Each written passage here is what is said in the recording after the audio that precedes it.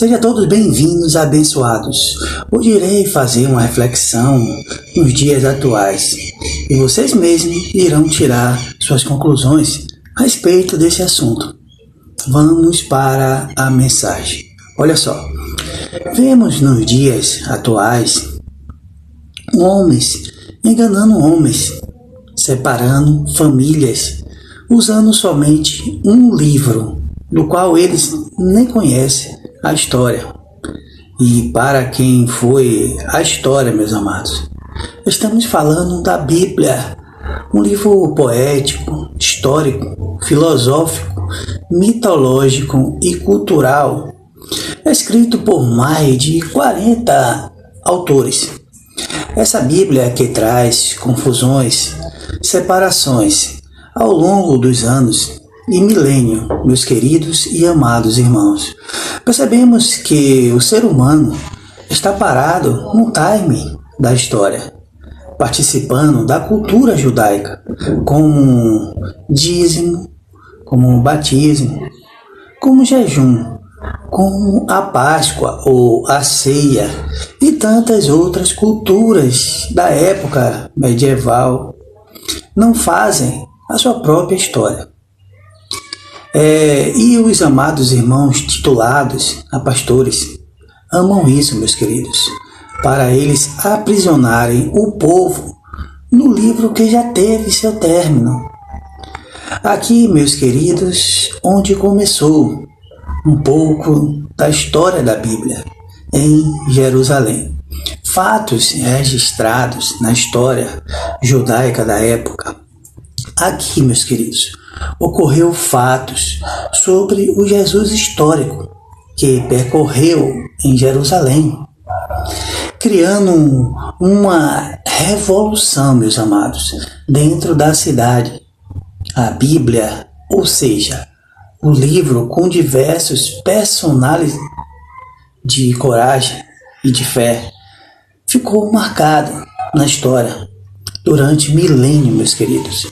Todos eles teve suas histórias. E a sua? Você já parou para pensar? Quem é você? Qual é a sua história? Será você enganado a vida toda? Já parou para pensar que você não pertence a Israel? Que você não tem cultura judaica? Que você não é um judeu, mas sim um brasileiro já abençoado, que não precisa participar do judaísmo ou cristianismo da época medieval? Deus, meus queridos e amados irmãos, se alegra de um coração honesto, sincero, de caráter. Faça você mesmo o seu livro, ou seja, a sua história. Nascemos, meus queridos, crescemos, reproduzimos e morremos.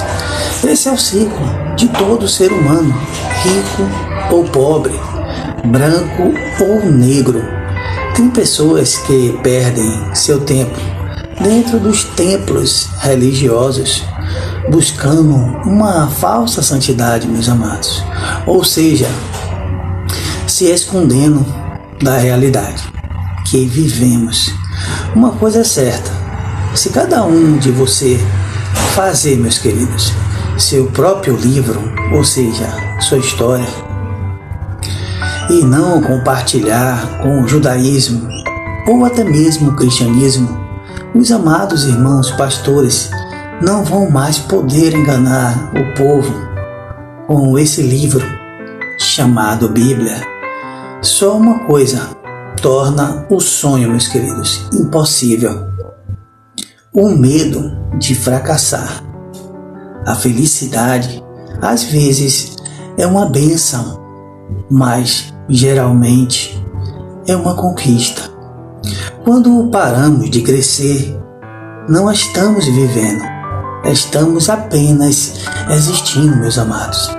A vida não é uma corrida para derrotar o próximo. A vida é apenas uma corrida para conquistar a si mesmo. Com palavras gentis, você enriquece a vida de muitas pessoas. E a vida que você mais enriquece será a sua. Remova os sapatos de seus pés, porque o local onde você pisa é solo sagrado. Está lá no livro de Shemot, capítulo 3, verso 6.